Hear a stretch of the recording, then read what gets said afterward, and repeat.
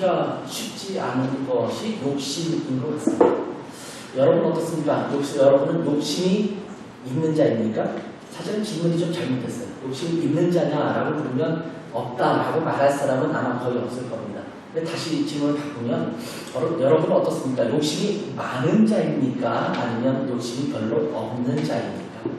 어떤 사람 어린아이 때 보면 이 얼굴에 이 뺨에 욕심이 더덕더덕 붙어있다 이런 말을 쓰기도 하거든요. 욕심이 많고 자기 욕심 때문에 몸부림치는 아이들이 종종 있거든요. 욕심이 별로 없다라고 말하는 사람들도 사실은 자기가 욕심내고 있는 부분들이 좀 있잖아요. 여러분 한번 곰곰이 생각해 보세요. 여러분은 무엇에 욕심을 내고 있습니까? 저도 이제 한 여자랑 오랫동안 같이 살고 있는데, 제 안에는 이제 다른 여자랑 조금 다른 부분이 있는 것 같긴 한데, 보통 여자들이 이제 나이에 따라서 욕심내는 게 좀 다르다고 하잖아요. 화장품에 욕심나는 나이가 있고, 옷에, 패션에 욕심을 내는 나이가 있고, 점차 나이가 들면 그릇에 욕심을 내기도 하고, 이러다가 맨 마지막에 나이가 들어서 욕심내는 게 장신구라고요. 보석이라든지 이런 것들을 나이가 많이 들면 욕심을 낸다, 이렇게 이야기를 하죠. 나는 욕심이 없다라고 말해도 어떤 특정한 한 부분에 욕심을 갖고 있는 경우를 봤습니다. 어떤 사람은 다른 데는 별로 욕심이 없는데 음식에 굉장히 욕심을 내는 사람이 있죠. 탐식하는 경우입니다. 어떤 사람은 잠자는 것에 욕심을 냅니다. 결코 잠을 빼앗기지는 않겠다. 내가 잠자리를 방해하지 마거나 이러면서 잠자는 것에 욕심을 내는 사람도 있죠. 어떤 사람은 젊은이들이 특별히 그런데 게임이나 특정 스포츠에 욕심을 냅니다. 농구에 빠진 사람은 농구에, 또는 야구를 좋아하는 사람은 야구, 또 축구를 좋아하는 사람은 축구, 이 부분에 욕심을 굉장히 내죠. 자기가 즐겨하는 취미 활동에 욕심을 내기도 하죠. 낚시를 좋아하는 사람들은 낚시 대회부터 시작해서 낚시 장비를 그렇게 많이 욕심을 내서 사려고 하고, 또 골프를 치는 사람들은 이 골프채와 골프의 패션, 그 다음에 그것에 대한 욕심을 또 내기도 하죠. 아무튼 나는 별거 욕심 없이 살지만 내가 갖고 있는 특정한 취미 활동에 굉장히 욕심을 많이 내는 경우도 있어요. 이것은 돈이 많이 들어가느냐 덜 들어가느냐의 문제가 아니라 어떤 부분에 정말 지나치게 욕심을 갖고 있는 것에 대한 문제입니다. 어떤 사람은 옷이나 가방이나 장신구에 욕심을 내는 사람도 있고, 어떤 사람은 외모에 욕심을 내는 사람이 있잖아요. 저는 아무리 봐도 제가 외모에 욕심이 별로 없는 것 같아요. 저를 보시면 알겠지만 외모에 욕심 있는 사람들은 어디서 열심히 가서 쓰리팩, 식스팩 이런 걸 만들고 그렇게 하려고 애를 쓰겠죠. 한국에 오니까 굉장히 많은 젊은이들이 내가 살이 쪘어요, 자기 스스로를 향해서 이야기하는데, 제가 봐도 아무리 봐도 살이 안 쪘는데 자기는 살쪘다고 하면서 빼야 된다고 말하는 사람이 많잖아요. 욕심입니다. 욕심이 많아요. 괜찮은데 그냥 외모에 대한 욕심이 그렇게 있는 거죠. 외국 사람들이 볼 때는 한국 사람들이 굉장히 예쁘다고 하거든요. 화장도 정말 잘한다고 말하고. 제가 독일에서 유럽에서 오래 살았지만 정말 유럽에 있는 우리 자매들, 여성분들은 별로 외모 꾸미는데 욕심을 안 내는 것 같아요. 욕심을 내는 사람도 일부 있겠지만 일반적으로 그냥 굉장히 일상적으로 평시를 그냥 늘 다니는, 그래서 좋은 옷을 입을 기회는 파티를 간다든가 그럴 때 몇 번 있지, 그렇지 않은 경우를 많이 보게 됩니다. 한국 사람들은 이 외모에 대한 욕심이 많습니다. 텔레비전을 보면 얼마나 많이 화장품 광고가 나오는지 몰라요. 모든 것을 사고 싶도록 만들 정도로 이렇게 광고를 많이 하죠. 이 욕심이 있는 겁니다. 좀 더 고상한 부분으로 가면 학식에 대한 욕심을 내기도 하고, 또 이제 저같이 목사 같은 사람들은 책에 대한 욕심이 생기죠. 이 책도 구입해서 보고 싶고 저 책도 보고 싶고, 이 책을 사는 것 때문에 또 아내와 계속 싸우면서 책을 사려는 자와 책 사는 걸 말리려는 자, 이 사이에 다툼이 일어나기도 하죠. 이것도 하나의 욕심이라고 말할 수 있습니다. 학위를 받으려고 하는 욕심. 제가 한국에 와보니까 웬만하면 석박사를 다 하려고 하더라고요. 사실은 전 세계적으로 그렇게 석박사를 발에 채이듯이 하는 나라는 별로 없거든요. 한국은 웬만하면 석박사를 해야 돼요. 저도 목사지만 목사도 요즘은 박사를 많이 요구하잖아요. 박사가 아닌 목사를 자꾸 취급 안 하려고 하는 이상한 분위기가 또 한국교회에 있어요. 외국에 가보면 그냥 신앙을 잘 공부해서 신실하게 하나님 앞에 섬기는 자면 정말 목사로서 부끄러움 없이 생각할 수 있다고 보는데, 한국은 굉장히 석사는 기본이고 박사도 하나 정도는 있어야 된다고 생각하는 그런 경우도 많죠. 그러다 보니까 이 박사 학위에 대한 욕심을 갖고 있는 분들도 꽤 있습니다. 그게 고상해 보이는 거지만 그것도 욕심이 됩니다. 그런데 이 욕심이 지나치면 뭐가 되냐면 중독이 되는 거예요. 게임에 대한 욕심이 지나치면 게임 중독이 되고 좋은 술 아니면 술을 즐겨 마시고 싶은 것이 계속 욕심이 크다 보면 이제 알코올 중독이 되는 거고 이것이 다 지나치게 되면 중독이 되는 거예요. 심지어 일하는 것도 일에 내가 열심히 해서 뭔가 벌어들이겠다라고 하는 마음을 가지고 일에 빠진 사람들은 일 중독이 되기도 합니다. 기독교에서 흔히 내려놓아야 된다라는 말을 많이 하죠. 여러분도 한 번씩 들어봤죠? 내려놓음. 규장문 출판사에서 나온 이용주 선생님이 쓴 내려놓음이라는 책이 있어요. 아마 오래전에 꽤 많은 사람에게 읽혔던 그런 책입니다. 그리고 나서 이용주 선생님이 또 하나의 책을 썼죠. 그게 뭘까요? 더 내려놓음이라는 책을 썼어요. 이제 내려놓는 게 안 되니까 거기다가 이것 가지고 안 되겠다. 더 내려놔야겠다. 이런 생각을 하게 된 거죠. 제가 러시아 코스타에 강사를 갔을 때에 그때 이용주 선생님도 강사로 같이 오셨어요. 저와 같이 룸메이트가 됐습니다. 같은 방을 이제 4박 5일 계속 쓰면서 같이 지냈는데 이런저런 얘기를 이제 잠들기 전에 하다가 물론 이제 이용주 선생님은 그 전에도 이제 유럽에 오실 때도 그렇고 계속 이제 자주 교제를 갖고 있었는데 같은 이제 룸메이트가 돼서 여러 가지 얘기를 하는데 그런 얘기를 하더라고요. 내려놓음을 쓰고 더 내려놓음을 쓴 다음에 집에 가면 늘 아버지와 싸운다라는 거예요. 아버지가 늘 하는 얘기가 이용주 선생님에게 너는 내려놓겠다는 놈이 그 정도로 되느냐? 늘 이 얘기 한다라는 거예요. 자기가 내려놓다라는 책을 쓴 것이 올무가 됐다고 뭐 이렇게 농담 삼아 이야기하는 것을 봅니다. 왜냐하면 내려놓았다고 하는데 우리가 다 내려놓기가 쉽습니까? 안 되잖아요. 아직도 붙잡고 있는 게 있고 이걸 하고 싶어하고 이걸 이루고 싶은 것들이 참 많잖아요. 그러니까 그것을 보는 아버님이 사실은 안 내려놔도 되는 부분에 대해서도 자꾸 내려놓는다는 놈이 이렇게 이야기한다는 거죠.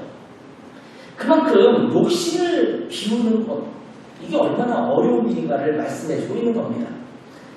저도 작년과 올해 여러 번의 이사를 했습니다. 이삿짐을 싸고 드레스덴에서 라이프치라는 도시로 갔다가 라이프치로 다시 연희동으로 왔다가 서울 연희동에 있다가 연희동에서 다시 또 김포로 이사하는 여러 과정들을 작년과 올해 그렇게 했거든요.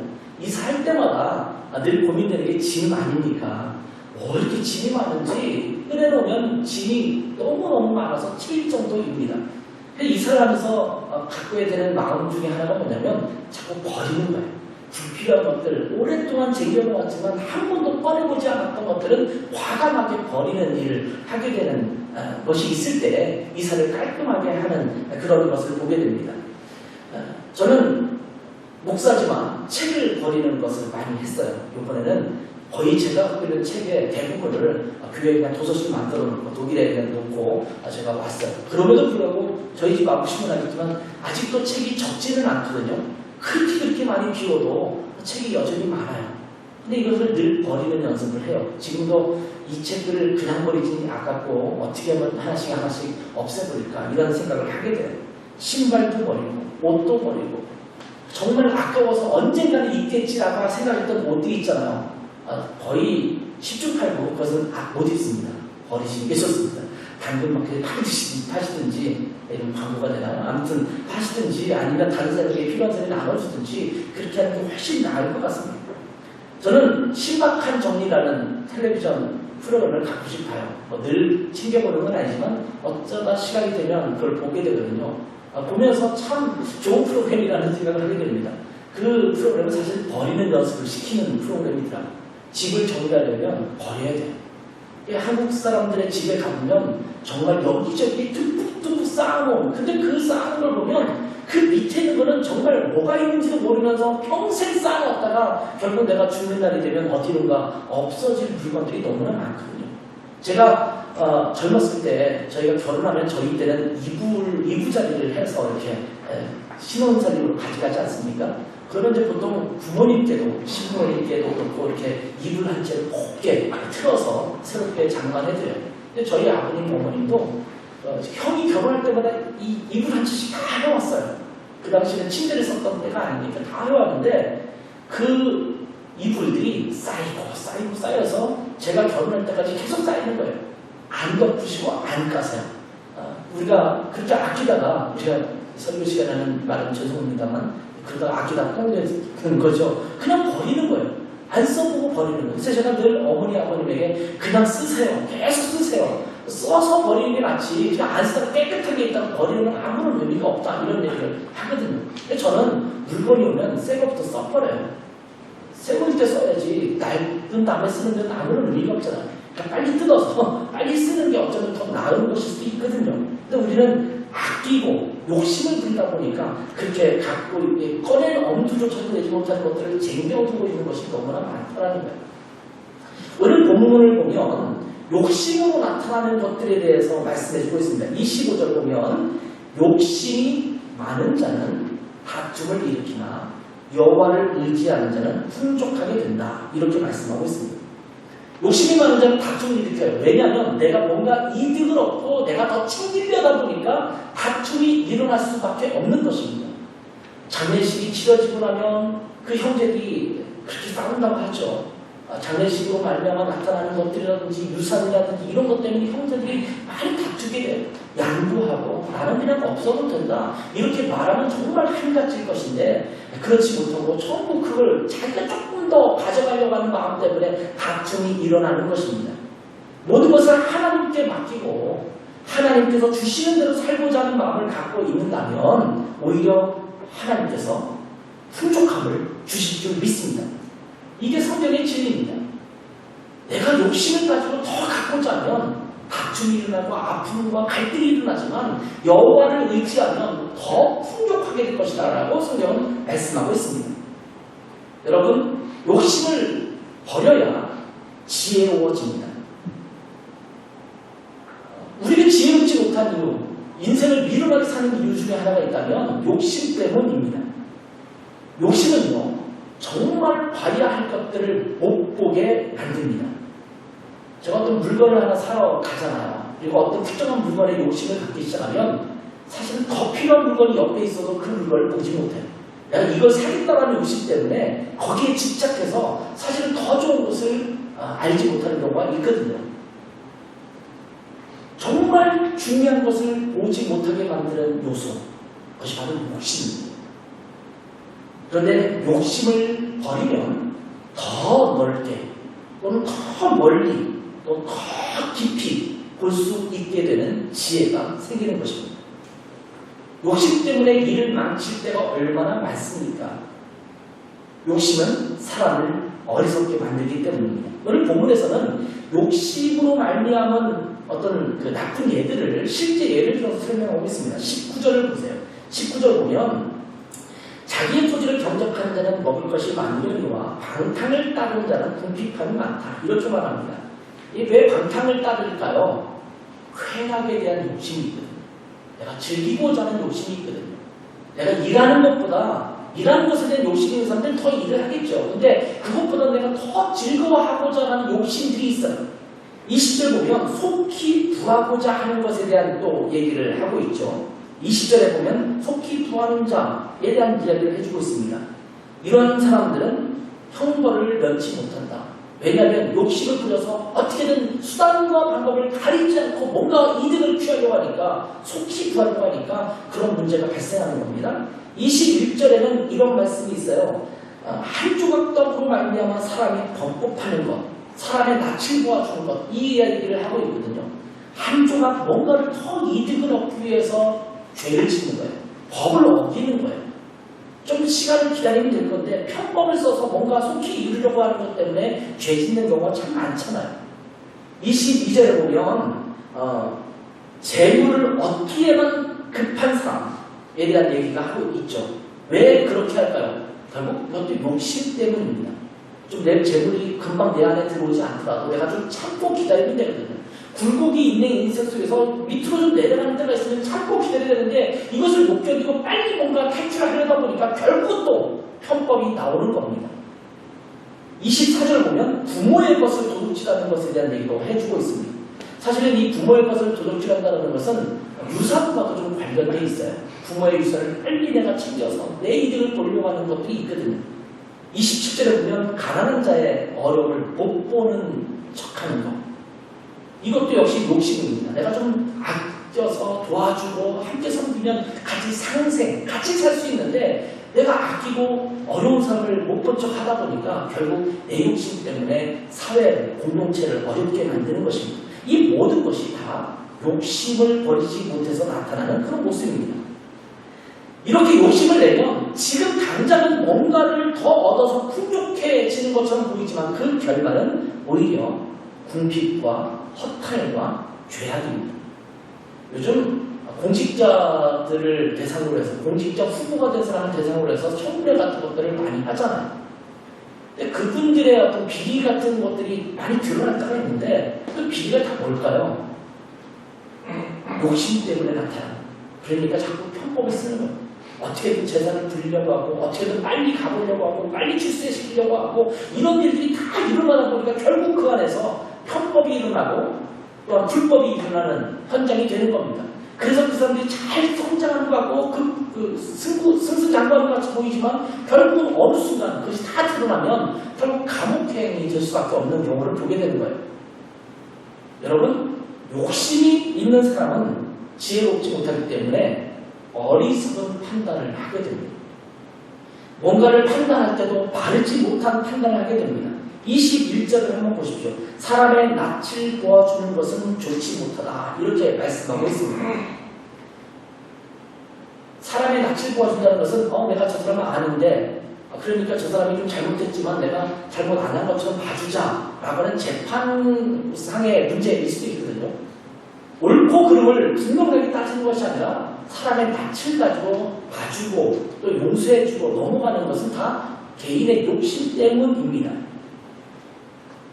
자기의 이득을 위해서 아첨하는 경우도 나오죠. 23절 보면 그렇게 나오죠. 23절 보면 아첨하는 자보다 혀를 아첨하는 자보다 사람을 경책하는 자가 더 사랑을 받을 것이다. 이렇게 말합니다. 왜 아첨을 할까요? 그냥 아첨하는 사람은 사실은 없어요. 내가 뭔가 불이익을 당하지 않기 위해서 소극적으로는 적극적으로는 이 아첨을 통해서 뭔가 얻어내려고 하는 욕심이 마음속에 있기 때문에 결국 아첨하는 일이 벌어지는 것입니다. 욕심 때문에 자기 자신의 판단력이 흐려지는 것을 깨닫지 못합니다. 그리고 자기 자신을 믿습니다. 26절에 보면 자기의 마음을 믿는 자는 미련한 자요. 자기의 마음을 믿는 이유가 뭘까요? 자기 마음을 믿는 사람의 대부분은 욕심 때문에 자기를 믿는 거예요. 이렇게 하면 반드시 내게 이득이 있을 것이라고 하는 확신이 있기 때문에 자꾸 미련한 일들을 행하게 되는 것입니다. 그런데 욕심이 없는 사람은 23절에 말하는 것처럼 필요할 때 따끔한 충고를 아끼지 않습니다. 내가 이렇게 충고하고 내가 바른 소리를 했는데 그것 때문에 내가 불이익을 당한다 하더라도 내가 할 말은 해야겠다라는 것입니다. 물론 사람에게 상처 주면서 말하는 것은 옳지 않습니다. 그러니까 말할 때는 지혜롭게 말해야 되고 굉장히 상대방이 알아듣도록 문제를 지적해야 합니다. 안 그러면 문제가 해결되는 게 아니라 그냥 관계만 나빠지잖아요. 지혜로운 말을 하는 것은 참 중요하지만 그럼에도 불구하고 따끔하게 사실을 지적해서 말하는 것이 필요합니다.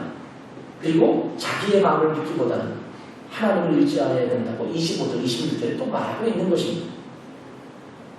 그렇기 때문에 내 삶 속에서 욕심을 버리고 내게 주어진 충실한 삶을 살아가는 것이 정말 지혜입니다.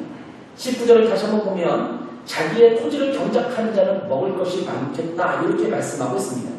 자기의 토지를 경작한다는 것은 신실함을 의미하는 얘기입니다. 자기의 할 일을 잘 감당하는 것입니다.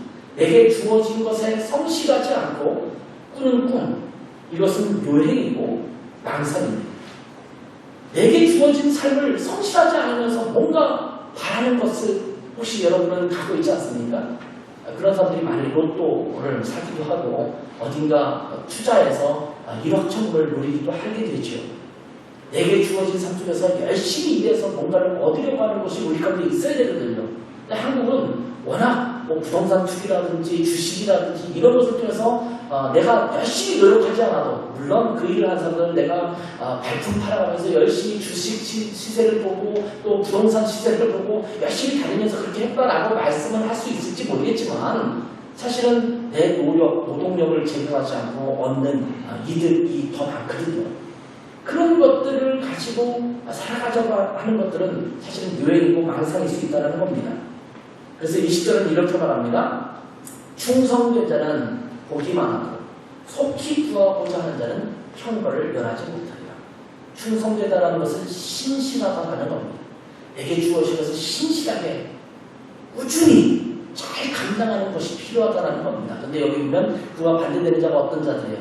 속히 구하라는 것, 속히 성공하려고 하는 것.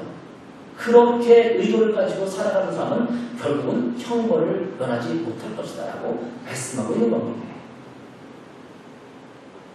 충성됨, 신실함 이런 것들을 갖고 있는 자가 복이 있는 자라고 말하는 겁니다. 우리 사회가 어떤 사회가 되어야 되냐면 신실한 자가 칭찬받고 신실한 자가 복받는 사회가 되어야 될 줄 믿습니다. 교회 안에서도 마찬가지죠. 꾸준히 묵묵하게 자기 일을 잘 감당하는 자가 복받는 공동체가 되어야 합니다. 요행을 바라고 꼼수를 부리고 아첨하고 그러면서 속히 뭔가를 자기 때도 이루어가는 사람이 교회 안에서 득세하는 그런 공동체가 되어서는 안 된다는 겁니다. 그러면서 28절에 이렇게 말씀하고 있죠. 악인이 일어나면 사람이 숨고 그가 멸망하면 의인이 많아지느니라. 악인이 일어나면 사람이 숨는다는 것은 뭐냐면 이 사회, 이 공동체를 이룸에 있어서 악인이 득세하는 것을 말하는 겁니다. 나쁜 사람들, 꼼수를 부리는 사람들, 속히 유행을 바라면서 그것에 성공하려는 사람들, 이런 사람들이 분위기를 잡으면 사람들이 숨어요. 정직이 나타나지 않습니다. 그 사회가 공멸하는 사회가 됩니다. 이것은 한국의 역사든 세계 역사에서 언제나 일어나는 거예요. 그런 사람이 지도자가 되고 왕이 되고 대통령이 되면 사실은 그 사회가 공멸하면서 나라가 결국 망하는 일들은 우리 역사 속에서 얼마든지 찾아볼 수 있었습니다. 그런데 그가 멸망하면 그런 사람이 없어지면 의인이 많아진다라고 말하고 있는 거거든요. 내가 욕심을 버리고 순전하게 행하면 신실한 사람을 얻을 수 있습니다. 이것이 성경에서 말하는 진리라는 겁니다. 내가 어떻게 하느냐에 따라서 내가 속한 공동체에 신실한 사람이 있느냐 없느냐를 결정하게 된다는 겁니다. 여러분, 신실한 사람 옆에는 신실한 사람이 보이게 되어 있습니다. 여러분이 어떻게 살아가느냐에 따라서 여러분 주변에 어떤 사람이 모이냐가 달라지게 될 것입니다. 여러분 옆에 누가 있느냐가 여러분을 또 평가하게 되는 기준이 될 수도 있습니다. 저는 아까도 말씀드렸지만 유럽에서 코스타라는 사역을 했었어요. 근데 코스타를 함께 처음에 시작했던 그 분 중에 한 분이 이동호 목사님과 동시에 또 홍정길 목사님이라는 분이에요. 근데 홍정길 목사님이 자주 이런 말씀을 하셨어요. 코스타가 참 좋다. 좋은 이유가 뭐냐면 좋은 사람들이 많이 모이기 때문이다. 좋은 강사들이라든지 이런 분들이 많이 모이거든요. 근데 그런 말씀을 하시면서 무슨 말씀을 하셨냐면 손해보는 모임에 가면 훌륭한 사람들을 많이 만날 수 있다. 이런 말씀을 하셨어요. 유럽 코스타 강사로 오신 분들은 뭔가 이름 내고 아니면 뭔가 그것을 통해서 영예를 얻고 거기서 뭐 강사비를 많이 주고 이런 거 아니거든요. 유럽 코스타는 전적으로 자기라면서 가시거든요. 비행기값도 본인이 하시고 심지어 비행기값만 하시는 게 아니라 와서 이렇게 헌금도 하시고 가시고 강사비를 주는 것도 아니고 그런 손해보는 자리예요. 가봤자 아무런 이득이 별로 없을 것 같은 자리인데 사람들이 강사로 섬기는 자리라는 말이죠. 그런데 가면 훌륭한 사람들이 많이 보입니다. 목사들 중에서도 훌륭한 사람들은 이 코스타 같은 모임이 많이 있다는 거예요. 그런데 예를 들면 가면 좀 강사비도 넉넉히 주고 거기가 뭔가 좋은 자리에 좀 할 수 있어서 대우도 해주고 이러면 그런 자리에는 그런 거 원하는 사람들이 가게 되겠죠. 이런 코스타를 와보신 건 알겠지만 강사들은 정말 찬밥 신세거든요. 정말 내로라 하는 강사들이 다 오시는데도 불구하고 그분들 아무도 별로 접대 안 했어요. 알아서 주무시고 알아서 오셔서 강의 시간 되면 강의하시고 이렇게 하는 분위기거든요. 그럼에도 불구하고 섬기고자 하는 이유 때문에 오시는 거예요. 손해보는 자리, 욕심이 없는 자리에 모이면 거기에 의인들이 많아져. 우리 교회가 정말 훌륭한 교회가 되려고 한다면 내가 여기서 욕심을 가지고 뭔가 얻으려고 하기보다는 내가 내 자신을 내려놓고 내가 하나님 앞에 섬기려는 마음을 갖고 있을 때 교회 공동체가 건강하게 서게 될 줄 믿습니다. 욕심을 버리려면 우리가 해야 될 일이 있습니다. 그 뭐냐면 자족함을 배우는 것입니다. 따라서 봅시다. 욕심을 버리려면 욕심을 버리려면 자족함을 배워야 합니다. 자족함을 배워야 합니다. 자족이라는 것은 뭐냐면 스스로 만족하는 태도를 갖는 것입니다. 지족이라는 말도 쓰죠. 알지자 쓰고 족할 족자를 써서 지족이라는 말도 쓰는데 족한 줄로 아는 겁니다. 지금 내가 처한 모든 상황을 그냥 만족스럽게 여기는 것이 지족이고 자족입니다. 오늘 우리 큐티 본문을 통해서 묵상했던 잠언은 30장이었습니다. 잠언 30장인데 오늘 아침에 묵상했던 그 말씀 중에 이런 구절이 있습니다. 여러분도 한두 번쯤은 들어봤던 말씀일 겁니다. 한번 같이 찾아서 읽어보도록 할게요. 잠언 30장 7절에서 9절 말씀입니다. 잠언 30장 7절에서 9절 말씀 구약성경 945쪽에 있습니다. 여기 자막에 나오지 않을 거예요. 잠언 30장 7절에서 9절을 같이 한번 읽어볼 거예요. 시작. 내가 두 가지 일을 주께 구하였사오니 내가 죽기 전에 내게 거절하지 마시옵소서. 곧 헛된 것과 거짓말을 내게서 멀리 하옵시며 나를 가난하게도 마옵시고 구하게도 마옵시고 오직 필요한 양식으로 나를 먹이시옵소서. 혹 내가 배불러서 하나님을 모른다 여호와가 누구냐 할까 하오며 혹 내가 가난하여 도둑질하고 내 하나님의 이름을 욕되게 할까 두려워합니다. 아멘. 아마 이 말씀은 잘 아시는 말씀일 거예요. 이 잠언 30장을 기록한 분이 여기 보면 아굴이라고 나오는데 이 아굴이라는 사람이 이 하나님 앞에 구하는 기도예요. 근데 구하는 기도가 뭐냐면 내가 헛된 것들을 말하는 거짓말을 말하는 것을 내가 금하게 해주십시오. 이 거짓말과 헛된 말을 하는 이유는 내가 뭔가 얻으려고 하는 욕심 때문에 나타나는 현상이거든요. 그것과 함께 뭐라고 말씀하냐면 나를 너무 부자로 만들어서 하나님을 모른다고 하고 교만할까봐 걱정되니까 그렇게도 하지 마시고 또 가난해서 너무 궁핍해서 오히려 도둑질하고 범죄할 수도 있으니까 그렇게도 하지 마시고 내가 적당하게 살 수 있도록 해주십시오. 이렇게 말합니다. 이 자족은요 적당함의 은혜를 갖는 것입니다. 무슨 은혜요? 적당함의 은혜. 우리가 보통 적당이라는 단어를 잘못 쓸 때가 있어요. 어떻게 잘못 쓰냐면 대충 한다는 것을 적당하다라고 표현하는 때가 있어요. 야 그만 적당하게 하지, 적당히 좀 하지 이런 말을 쓸 때는 마치 뉘앙스상 뭔가 대충 한다는 느낌을 갖게 되거든요. 그런데 이 적당이라는 단어는 사실은 딱 알맞는 것을 말하는 단어입니다. 딱 알맞는 것. 너무 짜지도 않고 너무 싱겁지도 않고 적당하게 간을 내야 되지 않습니까? 그렇죠? 너무 뜨겁지도 않고 너무 차갑지도 않고 적당한 온도면 좋겠죠. 이럴 때 우리가 적당이라는 단어를 쓰게 됩니다. 몸에 적당한 옷, 적당한 용량, 적당한 온도 이런 거를 표현할 때 적당이라는 말을 쓰는 거예요. 딱 맞는 거예요. 내게 맞는 거예요. 너무 지나치게 구하려고 하지 마십시오. 우리의 인생은 그렇게 길지 않습니다. 저는 태어난 지 얼마 되지 않은 것 같은데 너무 갔나요? 태어난 지 얼마 되지 않은 것 같은데 벌써 이제 60이 돼가죠. 사실은 작년에 한국에 나온 지가 엊그제 같아요. 근데 벌써 1년 가까워지고 있어요. 저는 독일에 간 것도 엊그제 같아요. 근데 독일에 간 지 거의 20년이 됐고 제가 지금 다시 한국에 나와 있어요. 우리 아이들이 태어나서 이렇게 걸어다니는 것이 엊그제 같은데 지금은 이제 장가 가겠다고 그럴 나이가 됐잖아요. 시간이 굉장히 빨리 흐르더라고요. 아마 미래도 빨리 지나갈 것이라는 생각이 들어요. 근데 어느 쯤인가 우리는 이 세상에 있는 모든 것들을 내려놓고 하나님 앞에 설 날이 있을 거예요. 그런데 하나님 앞에 우리가 그 모든 것도 가져가지 못할 것입니다. 우리 육신조차도 이 땅에 놓고 갈 거예요. 주님의 부활의 날 우리가 새로운 육신을 얻고 주님 앞에 서게 될 날 우리 손에는 아무것도 없을 거예요. 주님께서 모든 것을 예비하시고 준비하셔서 그 영광을 그날 누리게 될 줄 믿습니다. 그러니 이 땅에서 너무 구하려고 할 필요가 없어요.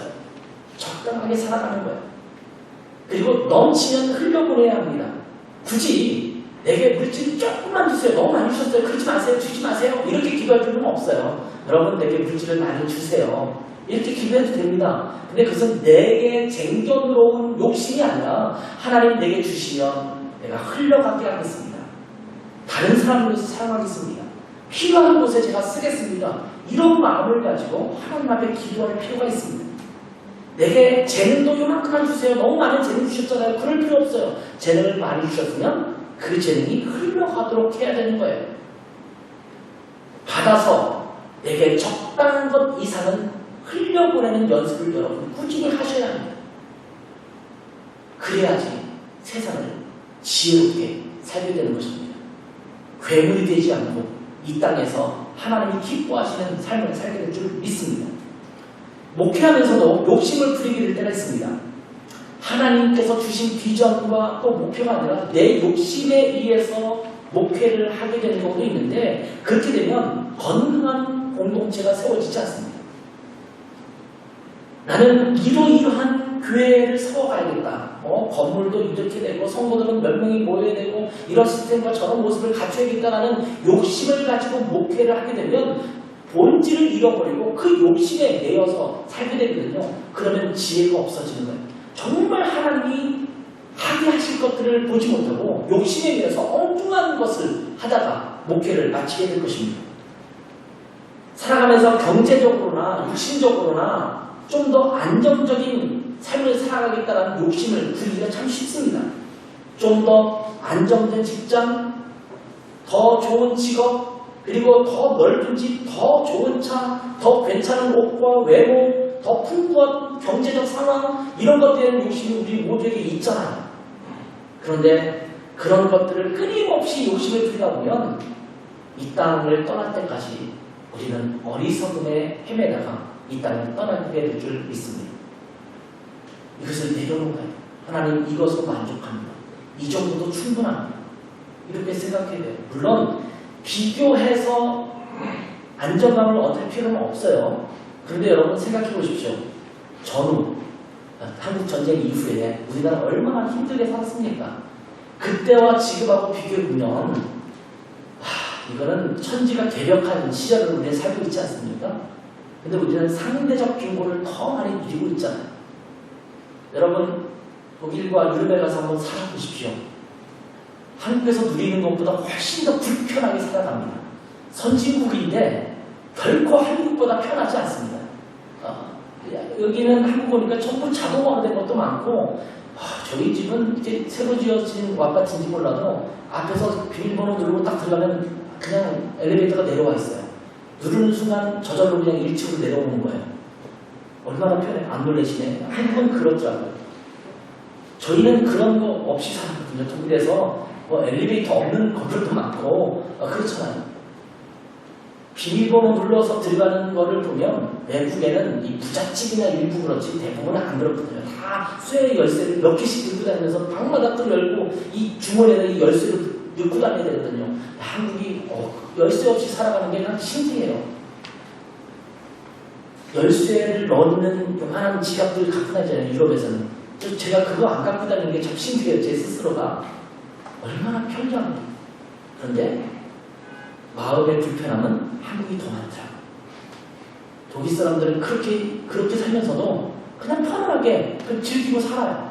근데 한국은 아직도 어렵다. 나는 아직도 부족하다. 이렇게 생각하면서 조금만 더 라는 마음을 갖고 있죠. 여기 자녀를 둔 부모님도 계시는데 혹시 자녀들이 조금만 더 공부 잘하기를 원하십니까? 욕심입니다. 그렇게 체결해봤자 아이들이 엄청나게 잘해지지 않습니다. 욕심을 버리셔야 돼요. 조금만 더 벌기를 원하십니까? 욕심일 수 있어요. 하나님이 주시면 감사하게 받으면 되지만 그것을 아등바등하면 우리의 삶이 지혜롭지 못한 어리석은 삶에 빠질 수밖에 없다는 것을 우리는 기억해야 합니다. 저는 라이트하우스 김포교회도 욕심 부리지 않는 교회가 됐으면 좋겠어요. 빨리 전셋집을 탈출하면 좋겠다. 월세집을 탈출하면 좋겠다. 우리 교회만의 엄청난 건물들, 좋은 건물들 그렇게 있으면 얼마나 좋을까. 그런 욕심 부리지 않았으면 좋겠습니다. 그것은 우리의 목표가 아닙니다. 우리의 꿈이 아닙니다. 교회가 그런 외형적인 것에 목표를 품기 시작하면 세속화되는 길로 가는 거예요. 하나님이 주시는 것을 감사하게 받으면 되지만 그것을 목표로 해서 가면 안 됩니다. 우리는 이런저런 시스템을 가지고 잘 갖추어지는 것도 우리의 목표가 돼서는 안 됩니다. 욕심을 버려야 돼요. 하나님이 그때그때 우리에게 주신 것을 따라가면 하나님이 더 풍족하게 인도하실 줄 믿습니다. 그러니까 만족하세요. 뿐만 아니라 여러분의 가정에서도, 여러분의 사업체에서도, 여러분의 경제활동에서도 조금만 더 그래봤자 크게 차이가 안 나거든요. 좀 마음을 내려놓고 내게 주시고 있으면 오히려 좀 풍요롭게 나누는 여러분 되셨으면 좋겠어요. 혹시 여러분이 욕심으로 붙들고 있는 것이 있는지 한번 돌이켜보셨으면 좋겠어요. 신박한 정리를 좀 해보세요. 집에도 불필요한 건 다 내려서 한번 버려보세요. 그렇게 마음이 홀가분해요. 저는 제 아내랑 많이 비웠거든요. 이사하면서 많이 비웠는데 기분이 상쾌해지지 아쉬운 마음이 없어요. 이거 없어서 아쉽다 이러면 안 들잖아요. 그렇죠? 정말 그런 마음이 안 들어요. 비워도 괜찮더라고요. 여러분 한번 해보세요. 다 버려도 여러분 삶에 별로 지장이 없을 겁니다. 여러분이 그 많은 옷을 갖고 있어도 그 많이 비워도 여러분이 패션에 문제가 전혀 안 생길 것이라는 생각이 들어요. 그걸 많이 비우는 것이 필요해요. 여러분의 가정에서도 여러분의 직장에서도 욕심 부렸던 것들을 좀 내려놓으면 다툼도 없어져요. 내 욕심을 갖고 있으면 자꾸 싸우거든요. 상사랑도 싸우고 싸우는데 내 욕심을 비우면 그냥 뭐 그렇게 내가 원하는 게 안 되더라도 여기서 내가 만족하면서 내가 일을 하지 라고 하면 괜찮아. 그래서 지혜로운 삶이라는 것은 계속 내려놓고 계속 비워가고 우리가 갖고 있는 욕심을 버릴 때 더 강력한 지혜로운 삶을 살게 될 줄 믿습니다. 교회도 마찬가지예요. 이 사역 속에서 내 욕심에 의해서 행해지는 그런 사역이 없도록 요즘은 애쓰고 노력해야 됩니다. 그래서 우리 교회가 또 여러분의 가정과 삶이 적당함의 은혜를 누릴 수 있는 우리들이 되게 없어서 이런 구별로 나가는 여러분 되시길 주님의 이름으로 축원합니다. 기도하겠습니다. 하나님 아버지, 저희가 너무 많은 것을 욕심내고 있는 우리의 모습이 있음을 고백합니다. 하나님, 적당한 데서 멈출 수 있는 용기가 우리에게 있게 해주시길 원합니다. 막 치닫는 것이 아니라 적당할 때에 브레이크를 잡는 저희의 삶이 되게 넣어주시고 내려놓을 것들은 내려놓고 비울 것들은 비우면서 우리가 너무 집착했던 그 목표들을 조금 낮추어가면서 욕심을 버리고 오히려 하나님을 바라보고 주변 사람을 바라보는 지혜가 있게 해주시길 원합니다. 그래서 더 지혜로운 더 하나님의 자녀다운 삶을 살아가는 저희들 되게 하옵소서. 하나님, 이번 주간에 비울 수 있는 것들을 내려놓을 수 있는 욕심을 내려놓는 저희들 되게 하옵소서. 예수님의 이름으로 기도했습니다. 아멘.